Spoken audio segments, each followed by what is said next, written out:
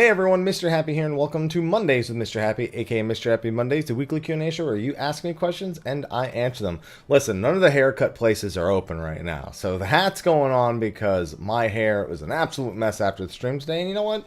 Just want to be lazy. Look, I'm twitched out. You know, it is what it is. So this week, I'm going to be working on the caster versus again. I spent most of last week on Animal Crossing. We put out a few demo playthroughs, our usual stuff for the week, including the channel vlog, while most of us are locked inside for quarantine, as well as Mondays with Mr. Happy and State of the Realm. Question mark on if there's going to be a State of the Realm this week, only because we have P5R and RE3 Remake, both of which Sly is just dying to play. I'm personally looking forward to P5R. I'll watch people play RE3 on Twitch, most likely. But there's a question mark on if we'll do it. There's also not a whole lot going on right now, so it might be a good time also with 7 Remake the following week. Just kind of take a step back and try to enjoy all these game releases that are just hitting right here in the crunch time in April that we all knew was coming. But yeah, we're going to be working on the caster versus, also working on a Rathalos EX solo. The Samurai did it. The person tweeted me the video, and I tried it on Machinist, and I was really close.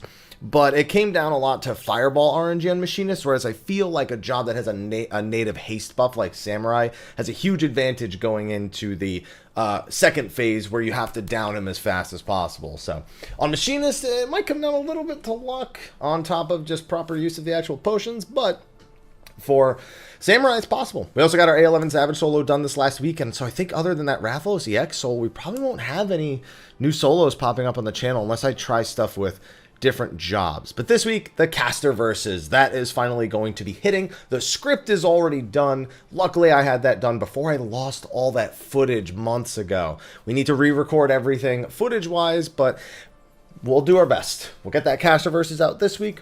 Probably do tank versus next week, and finally melee versus the week after that.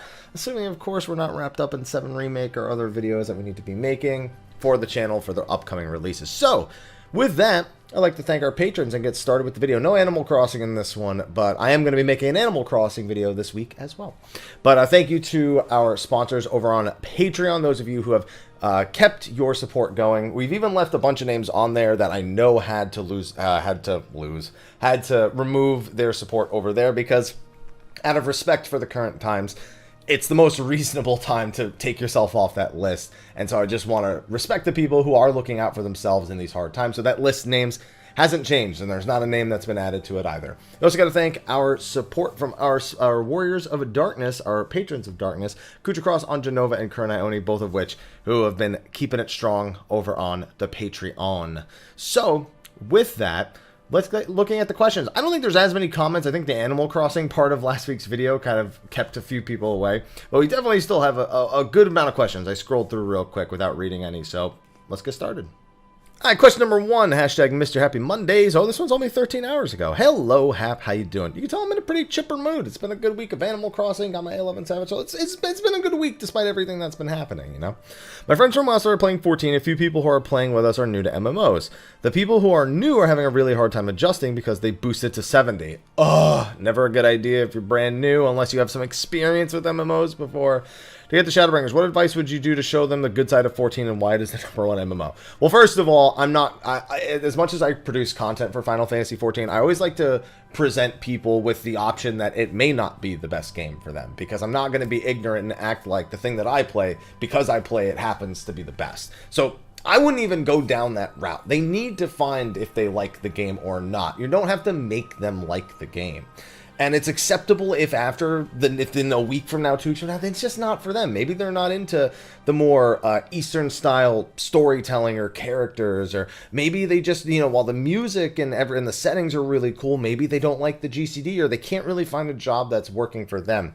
But that's really what Final Fantasy 14 and finding that enjoyment is all about. It's about going on the adventure, going through some of the rough patches, but also hitting those really easy strides. Maybe having a job or two that you try that you don't like, but finding that one that's just right, that's good for you. Maybe not really liking the armor your character's wearing, but then you hit that glamour system, now your character is looking like exactly what you want them to look like. It's all about trial and error, Final Fantasy 14. And the fact that they boosted to 70 being brand new, I'm assuming you're just talking about the brand new MMO players, not just your WoW friends. They're going to have the toughest time. They needed that early level learning experience more than anyone. And as such, my biggest recommendation is tell them to level another job, or at least go back and look at some of those things. They'll have the armory bonus. They can, pace themselves going up through the gradual dungeons. Maybe they can unlock a few bonus features since they have Shadowbringers. They're at the Shadowbringer story because they boosted. So all of those things are options, but it's you can't force it down their throat. That's why I wouldn't have recommended the level 70 skip in the first place for someone who's brand new to MMOs altogether. Making a character on a preferred world, getting them started like that would have been the preferred approach, I feel. But just take that advice, tell them to try different things and not just focus on, I need to get to level 80 and do all the content there. That's not where the game is. The game is literally everything leading up to 80, and 80 has its own set of content. That's how it's always worked. So I would recommend allowing them to explore things like the Beast Tribes or the various side story quests or crafting or gathering or level another job or another role in another job, and really let them get the full experience and not just try to set them on a course all the way to Shiva Savage, All right, next one, hashtag Mr. Happy Mondays. Now, on the other hand, 6 days ago. Hey, Abs, hope you, Mel, and Aloha Dwayne the Cat Johnson are doing well. He was just bugging the hell out of me before I started. I had to kick him out of my office, even though I would have loved to have him hanging on the cat tower back there. As an extension of the the question I asked you last week, outside of 14, what game do you think you and Sly could talk the most about? I think Sly and I have some overlap in the games that we like to talk about and play, but there's certainly a division where he plays a lot more, murder mysteries and I guess very anime style RPGs, as well as having a vested interest in things like horror games like Resident Evil. Whereas I can appreciate those games, but I am so hardcore, not necessarily anime style RPGs, but just RPGs in general, JRPGs, Western RPGs. I really, really enjoy. I like watching horror games, but I don't like playing them. And then I like action games. I'm a fan of games like Monster Hunter and Dauntless and things like that. But I am such a huge RPG guy. That is my number one go-to genre, that when we overlap there, that's probably the best bet. But I think Dauntless and Monster Hunter would probably be the other thing we could talk about quite a bit. He's way more hardcore on the Monster Hunter side. I haven't played since Iceborne because I was playing on PS4. I know there's a save editor for the Steam version, so you can get a lot of your old stuff back and then just continue on with Iceborne on PC. Dude, I want to continue. I don't know. I don't want to go through that.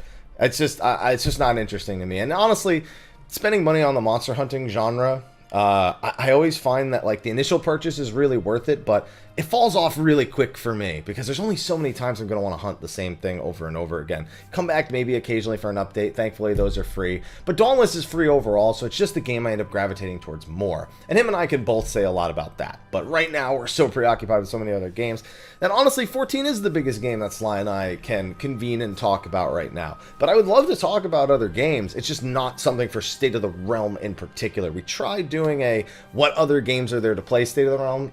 Didn't do so hot because it wasn't really about 14. So we probably wouldn't do something along those lines either. Okay, next one, hashtag Mr. Happy Mondays. Hey, Haps, I got a turn-based RPG question for you. Perfect after the last one. What in your opinion would make you call the combat in a turn-based game good? And likewise, what would make it bad or at the very least not good enough for you to call good? I have very little experience with turn-based games, mostly because I've always felt I wouldn't enjoy them due to how well I do isn't dependent on my personal skill. That being said, I tried Persona 5 out after watching you play it because the story looked interesting and I loved it. However, I still felt like the game didn't challenge me to utilize its mechanics and strategize in creative ways to get through difficult encounters. I always felt like I was either leveled up enough to do reasonably to get enough through the encounters, or in some cases it was impossible. So RPGs, obviously turn-based RPGs, kind of halter back to tabletop D&D, where a lot of it is a knowledge barrier. It's a numbers game, and it's also a little bit luck dependent. Those are kind of the three big things I'd affiliate with RPGs. If you know what an enemy is weak against, then you can prepare yourself for the encounter. If you haven't, then sometimes you have to take the failure of approaching that and learn from it and see what you could have gone back and adjusted. Sometimes you're just so vastly out leveled and you don't have the equipment that's necessary, and that can be the harbinger that prevents you from actually progressing forward. So those are the things that kind of are quintessential, not even just in turn-based RPGs, but I'd say in turn-based RPGs more than other ATB or action-style RPGs. So what makes a turn-based game good? Well, nowadays it's about accessibility. Having information available to the player or clearly explaining things to the player is really more important than anything else. I recently played through the Bravely Default 2 demo, and I loved it. I've played all sorts of turn-based RPGs with all sorts of little different rule sets and ways that weaknesses are presented, and there are some really good characteristics about BD2, and then a couple that in this day and age would certainly be appreciated. For example, Bravely Default 2 has a system where you have as much time to take your turn as you need to make your decision. There's no rushing, so every decision can truly be a tactical one. You also have a screen that shows you every bit of knowledge that you have about the current enemies you're fighting, what their current health is, what their weaknesses are, what status effects they have on them. It also shows you your party members, what immunities do you have, what status effects do you have, all of your stats, and it's all laid out almost in like a tabletop manner. That kind of information is really good because you can make strategic decisions with it, and you don't have to remember it all the time like a lot of other RPGs.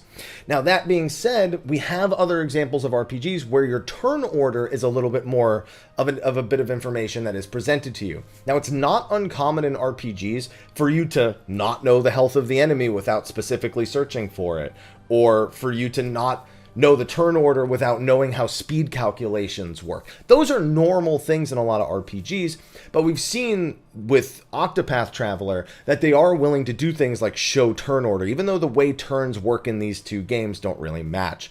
So it's a matter of what information is the most valuable and what information is absolutely crucial to succeeding. In Persona 5, the information that's crucial to succeeding is weaknesses. Weaknesses, current health, current buffs, current debuffs. As long as you can manipulate those and keep your party alive, that matters more than anything. The game gives you more than enough warnings about what means you need to guard now, or something big is coming, or change the target you're attacking. Persona is actually really, really good at directing the player in the correct direction while not telling them exactly how to approach the situation.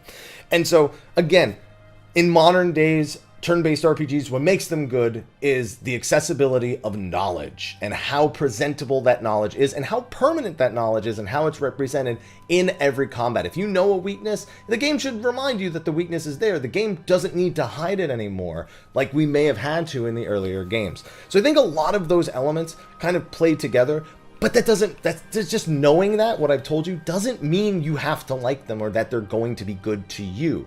But that's what I would consider would make them good to me. Alright, Mr. Happy Mondays, 14 hours ago. What's up, Happy? I hope you're staying healthy and relatively stress-free. Listen, as much as like I said, I like going out, I like being able to go grab some food or, take a walk in the morning, grab some coffee or a pastry or something like that. I'm an introvert. I like staying inside, so I'm doing okay. But thank you for asking. Hopefully you're doing well and healthy as well. My question regards the dyes. So I'm colorblind. I know you yourself don't care the slice about glamours, which I don't judge, but I myself am a proud glamour fiend, and therefore I keep my inventory stocked with essential dyes. But at present, it's taking up half my bag. I was wondering what your thoughts would be on something like a separate inventory for a tab for dyes. So we talked about this a lot on State of the Realm and in the Q&A section. There's a ton of things that would be great if you could separate them in the inventory. It sounds like you may just need to reorganize things. If it's taking up half your bag, then it sounds like something you should be keeping in your saddlebag, perhaps. Or you need to cut out the other things that are actually in your inventory, because separate inventory tab for things like dyes or fishing baits, it's been explained a number of times that Final Fantasy XIV saves data at twice the rate of the average MMO because there's so much data to save. And because that's the case, expanding inventory can actually be quite tough, especially for the number of players that play the game, or maybe in an individual area at a time. It's been a hot topic. Obviously, people thinking of like transmog, for example, people don't want our current glamour dresser, they want transmog, and the way the data translates between the two is questionable how it actually works, because we also have to remember a lot of these systems were built on the broken game that was 1.0 and code that they have left over from that. So for even a separate tab for things like dyes, fishing bait, crafting, well, like the crafting crystals one, it's a limitation of what's actually important and how much of that data can actually be stored. So when they introduced the system, it might have been reasonable to separate separate shards and crystals and whatnot, because that was what their inventory system was capable of. But as they've added more and more things and built upon the general inventory as well as the glamour dresser, it's no doubt gotten more and more stressful, and they like to let us know that every time something is coming, that there's a chance that the servers may break, because they can test it on the back end, but they can never see how it's going to perform on a live server without actually having all the players interacting with it in their own unique ways and not in planned, this is how we do it on the back end testing ways. So as much as it's a great idea, and I would totally support it if it was more feasible, I don't think it'll be feasible for them, at least not for a very long time. All right, hashtag Mrhappy Mondays. Hey, apps, how's it going? It's going all right. I have 2 questions. I don't know which I want to hear your take on more, so I'll let you choose. Okay, 1. I've been thinking about the 2.0 zones. I want to ask your opinion. What do you think of 2.0 zones compared to 3.0 and beyond? Okay, and the second question is, do you think Red Mage gets significantly more interesting to play at level 80 than 50? I'll tell you the answer to the second one. I don't like playing Red Mage at all. So there are people out there who do. I'm sure they would say that it does feel better at 50 or at 80 than it does at 50. I don't like Red Mage at any level. I just think it's boring. I know there's little things you can optimize on that are sometimes a little fun, and I enjoyed it a little bit more in Stormblood, not because it was better, but because it was newer, so I was like a little more excited about it, you know? But I hate playing Red Mage. I hate it. I don't want to do it. So I guess I might as well answer the first one, because I don't think that's a satisfying enough answer. I've been thinking about the 2.0 zones. So the 2.0 zones were built with one very important thing in mind. They were built to be a stark contrast to the 1.x maps, which were a lot of copy pasting, not a lot of important lore, not a lot of important landmarks that people could use to identify things. And as such, they still wanted to kind of match the scale of the 2.0 zones, but they needed to break it down into 4 or 5 separate ones in order to do that on the same level, instead of a large sprawling area that, you know, takes forever to get through, but, you know, at least it's big. You know, that's pretty much the only benefit of the way they did it in 1.0, is that it had scale, whatever the hell that means in this case. So the 2.0 zones feel a lot more personal for that reason. There are a lot more recognizable landmarks and little villages and little places that you may find, you know, thieves out in the wild, or, you know, a beast tribe that's like taking up a small camp, because it's so condensed. And you know what? That actually has a lot of merits to it, despite the fact that the zones are broken up into so many different pieces, even if we don't interact with those pieces that much anymore. Now, in the 3.0 zones, they are meant to be more those sprawling environments, but they still need to have recognizable landmarks, things that are marked on the map, important quest objectives, story progression.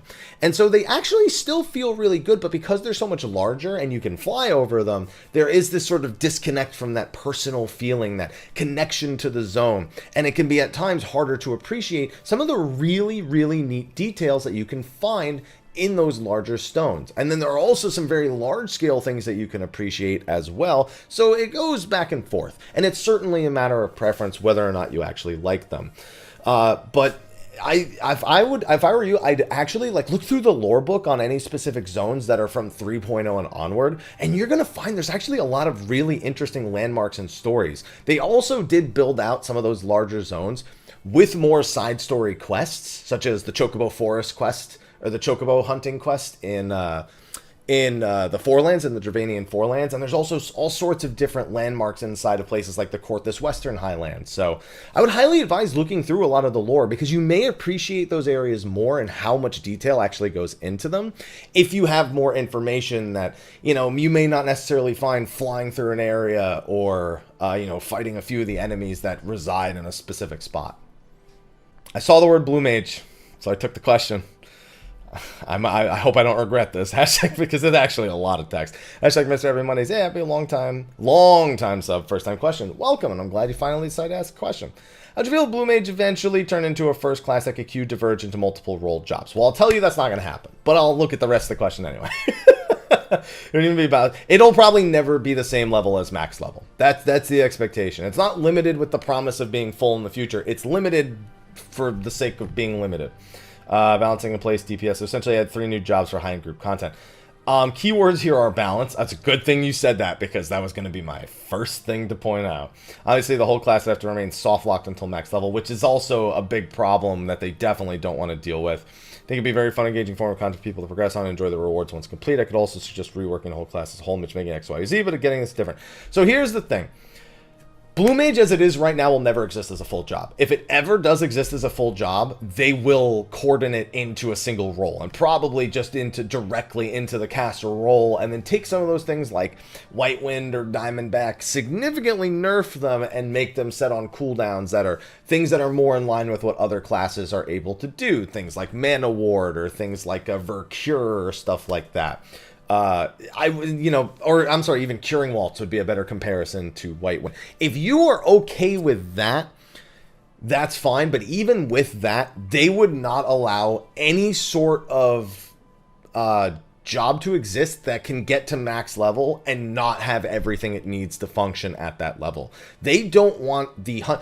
So the reason why Blue Mage is a limited job in the first place, they had to decide what was more important to Blue Mage as a job. The classic identity of being a spell hunter that would go around and learn the spells from the enemies, which was great, but it would also mean that if you didn't have a spell, you could be missing out on this major portion of the job's power.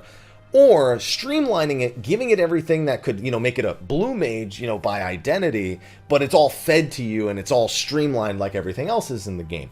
And they decided that the identity of going out and hunting for the spells was more valuable than trying to streamline it and make it like everything else. So that's what they did.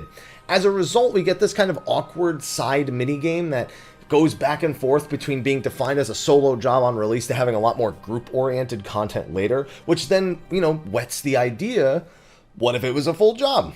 And it's been a conversation back and forth, but it's unlikely to ever change, and even more unlikely to ever be one job that fits 3 roles at any given time. Now, I know people will look at places like World of Warcraft, Paladin, Ret Paladin, Holy Paladin, Protection Paladin, one job, 3 different specs, but the game just isn't built for that. This game is built so that every job on a single character is the equivalent of a spec, as opposed to you pick one job on that character. It's permanent, but at least you have a few options of playstyles that you want to have access to. So it's less of a comparison point than people might initially point out. And Blue Mage branching into those paths is likely to create a number of balance issues. Regardless of the tweaks that you may suggest that they could make, they'd either be a DPS with way too strong defensive and healing capabilities, a healer that is whatever it is, or a tank. It's kind of just what the options actually are. Or a healer with way too many defensive capabilities, and then a tank with way too many offensive abilities. And then on top of that, even before the balance and tweaking, one of those 3 is going to be superior to the other 2. There's almost no world where that doesn't happen. And the way the game is designed right now, if you have multiples of jobs, then it affects the limit break gauge. I'm sure for something like this, they'd fix it to be jobs within the same role. But that's a whole nother thing they have to code on the back end. And I don't see it happening. So I like Blue Mage now. I have fun with it now. Believe it or not, I have played Blue Mage more than the majority of the other jobs in the game since its release, because it's a separate thing. It's a separate piece of content that I can go and do. I don't just get it to max level and then don't play it. I get it to max level, beat all the content for it, and then I stop playing it. And that usually takes a little bit longer than getting the max level on the other jobs. So maybe not the best person to ask, because I have a bit of a bias towards enjoying the current Blue Mage. It's a good distraction from my usual means of going through content. It's additional raid content now because of the way that they did the most recent patch. And I expect it'll probably keep going down that road in the future. So I don't think anything you've suggested will happen. I'd be shocked if it did. And if it did, it would have to undergo so many changes that nothing the way we have it now would even be remotely relatable to the way that it would be after this implementation. This one doesn't have a hashtag, but it definitely has a question. Hey, Haps, you doing all right? I'm doing all right, except for being busy with assignment work. Hey, right now, busy's better than nothing. The 14 dev team has officially run out of ideas and placed you in charge of coming up with stuff for them. I'm a masochist. That's a bad idea. So, Mr. Game Designer, Happy, your question this week. We already have been to generic fantasy areas, the Frozen Waste, the Magic Flying Land, the desert, not Japan and not China, and most recently, Bizarro World. What unique land would you come up with? See, of all the things you could have asked me about the land, bro, I want to go to an area that never recovered from anything that was done to it 5,000 years ago. I want to just go to Mrhappy. I want to go to a complete wasteland of death. We've gone to all sorts of different things. We've never been to someplace so desolate and desperate like Mrhappy, which again, under our lore book impressions, we're led to believe can barely sustain life. But with a life it can sustain is not doing so great. So, and it's incredibly vicious of an area. I also suspect one of the 2 remaining children of Midgardsormr is likely residing in Mrhappy, considering how many dragon broods actually existed down there during the Allagan War. So, that's the kind of fantasy area I would want to go to. And I as much as you call them generic fantasy areas, they're generic because they're just so acceptable. There's ways to make them unique. There's landmarks that in those kind of generic areas, again, going back to what we said in the earlier question, there's so many fine details that you can find, things that really expand on a world, that even if the area is something you've seen in a million other RPGs, what it means to that world can be so different, and the impact it has can be anything from super minor, just an area out there that barely anything can exist, to something completely groundbreaking. And I think Mrhappy could be the case. But the new land would also be really cool. Obviously modeled a lot after the Americas when the colonizers first came over, you know, those several hundred years ago.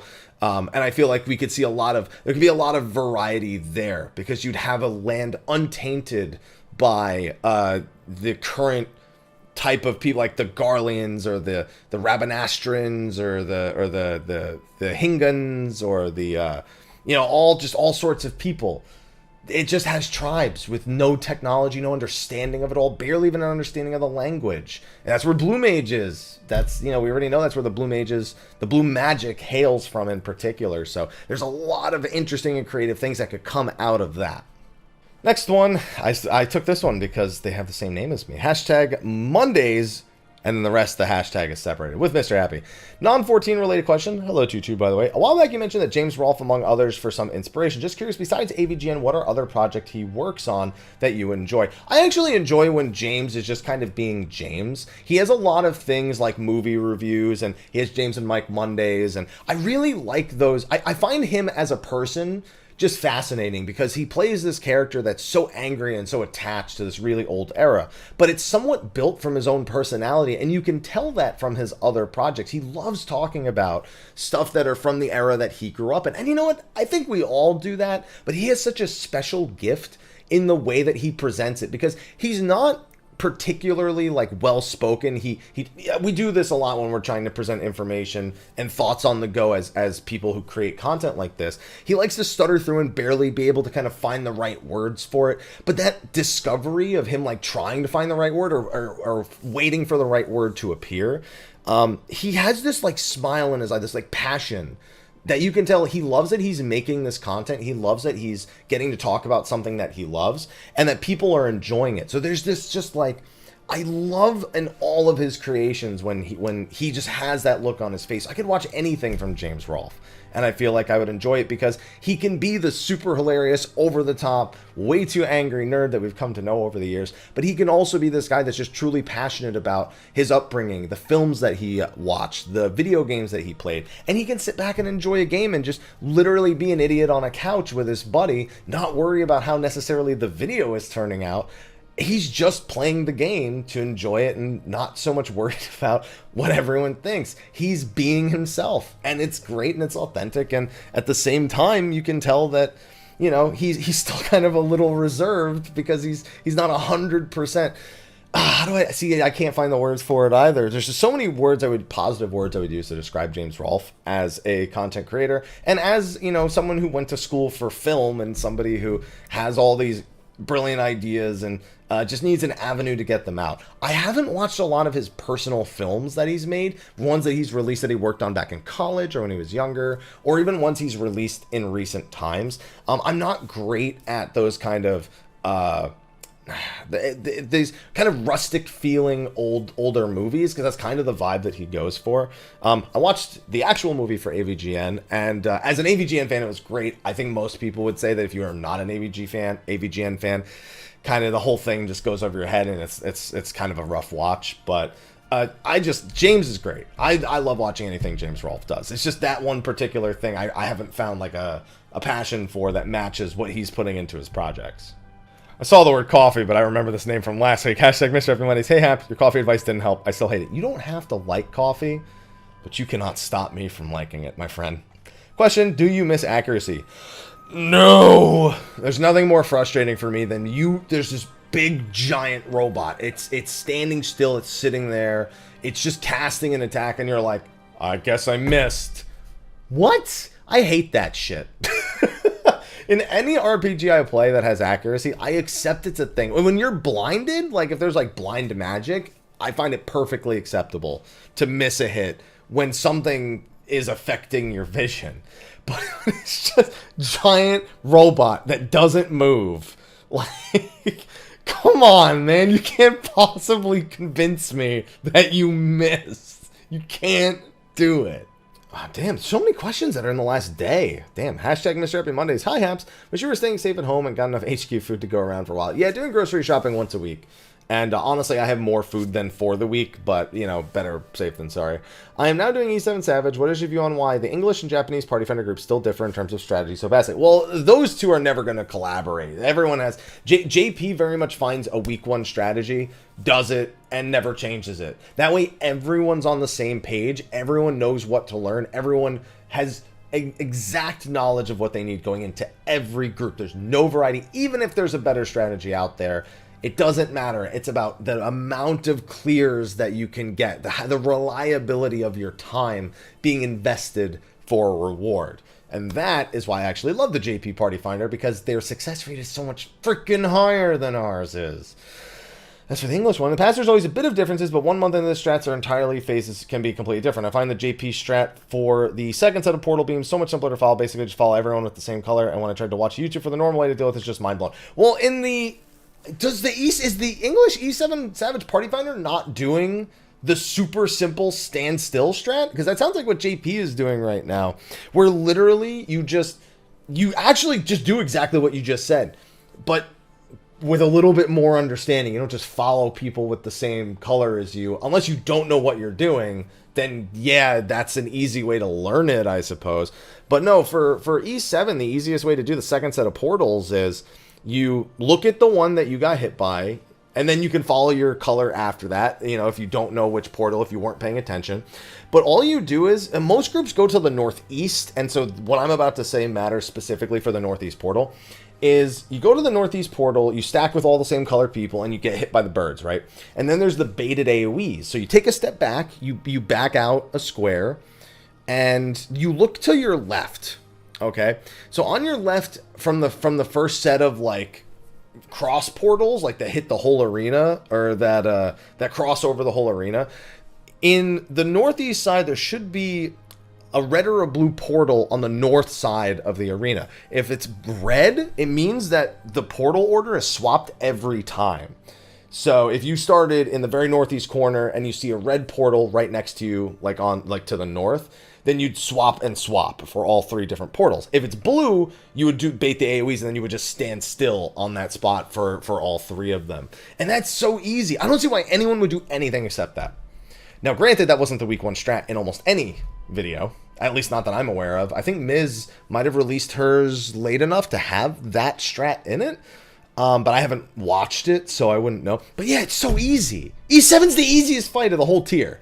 That should not be the fight where you're having trouble with Party Finder strategies. And it blows my mind. Party Finder, this patch is so bad. I can't take it. Oh my god. Okay. Yeah, we should probably just stop at the question there. My mind is blown now too. Hashtag Mrhappy Mondays. How you doing? I almost said how you happy doing. I don't know why, my brain. Hope you're doing well these quarantine times. First, let me give a background for my question. During this week, my static needed a healer on Party Finder to fill out our missing healer. We had to wait 40 minutes, so we decided one of us would become the healer. We found a tank in under 5. That was on a Tuesday night for E5 Savage Weekly Clear, and almost all Party Finder groups are also looking for a healer. Why do you think there's such a drop for healers at the moment? My data center is primal. I don't know how primal data center is on Tuesday. I will say this. I don't know what your Party Finder message was. I'd assume it was weekly 2 chest. If it was learning, I don't know. Yeah, without knowing what your Party Finder said, because that's a big deal. You know, like some say filling for weeklies or something like that. You know, so something that suggests that it's going to be a quick, easy clear. will definitely put someone in there a lot faster. But you're right, there's a ton of people doing it at the same time. And with the most recent raid tier, dude, again, the Party Finder, I don't know what is going on with the Party Finder right now, man. Everyone, I've never heard so many nightmare stories about the Party Finder. This patch is just above and beyond, and I don't know why. E5 is also, that's a first fight, man. That's a hell of a first fight. That can be frustrating for a lot of people. Yeah, I couldn't, without reading your Party Finder, I couldn't tell you, because on Ether, that shit would have been filled fast. E6 might have taken a while on Tuesdays, because most people have been taking Tuesdays to do E5, and then like maybe kind of getting through E6, you know, if they can get a good party together. But man, the Party Finder, good luck. Alright, so I don't know if this is actually the last question because my internet just hiccuped a little bit, but by the time I reach the end of this question, I think my internet will be done hiccuping and I'll actually be able to load the rest of the page. Because normally, like, if my internet's hiccuping and I go to the bottom of the page, it'll just be a perpetual, like, loading new comments thing. This actually, like, reached the end and then stopped. So I can't even, like, scroll down anymore. Like, it's going to be stuck here. I'll do this. That's about the best I'm going to be able to do. Yeah, I will just leave it at the top of this. And this might be the last question for this video. Hashtag Mrhappy Mondays. Hey, Haps, how's it going? It's going all right. First off, I want to say I love the Animal Crossing in the background. I gave my eyes something to focus on while listening to the questions. Plus, Animal Crossing is just awesome in general. Yeah, I enjoyed it. I've been reading it off the video recording, which I'm now putting over here, and I'm just going to read it right off the YouTube channel. As for my question today, it relates to future jobs added in 6.x after the response I got from Dancer being a DPS, not a healer. I feel there's no way they don't add a new healer. Oh, there's no way they don't add a new healer. Dude, literally 2 days after Shadowbringers came out, and this flew under the radar for a lot of people. They were at, I believe it was Paris Expo? Might have been more than 2 days. And by the way, I mean like 2 or 3 days after the launch, not after the early access period. So like that following weekend, they were at Paris Expo, which has, you know, Square Enix is there, a bunch of Eastern companies show up to that, and in front of a crowd, Yoshi P went, "Do you guys want a healer next expansion?" And the whole crowd went, "Yeah!" And he went, "What healers would you guys like?" And people would shout things like Chemist, Geomancer, you know, all sorts of things. The fact that 2 or 3 days after the expansion came out, he yelled to a crowd, "Do you guys want a healer?" I think we can feel comfortable that we're getting a healer next expansion. So I know a lot of people have been begging for Geo. Only problem is Conjure is basically a baby Geo. Yes, I brought that point up a lot, so I agree. Now, I'd like to say one important thing that's been established in more recent lore, if I'm not mistaken, is that Geomancy is starting to kind of make a resurgence, because it's not a very common thing out in the East, but it's implied that Geomancy is starting to look towards resurging, and so that could be a hint. And one big thing is that you have to remember, they're writing the lore to the game. They can make it say or do whatever they want. And they could easily say that, yes, Geomancy is very akin to Conjurer, but there are these things that are quite different. It manipulates the land, but the way that it manipulates it does not have to be akin to Conjurer. There can be all this lost Geomancy that hasn't been taught or used in long periods of time. But now, because it's starting to come into popularity again, all of those secrets are starting to resurge and the player can learn. That is a perfectly viable means to introduce Geomancer into the game. And I wouldn't be surprised. I feel like it would almost be a little weird because most of our jobs have been from places we go to. Like Red Mage, while yes, we do unlock all the new jobs in the main cities, all this magic and its lore comes from places outside of the scope of like the Realm Reborn areas, for example.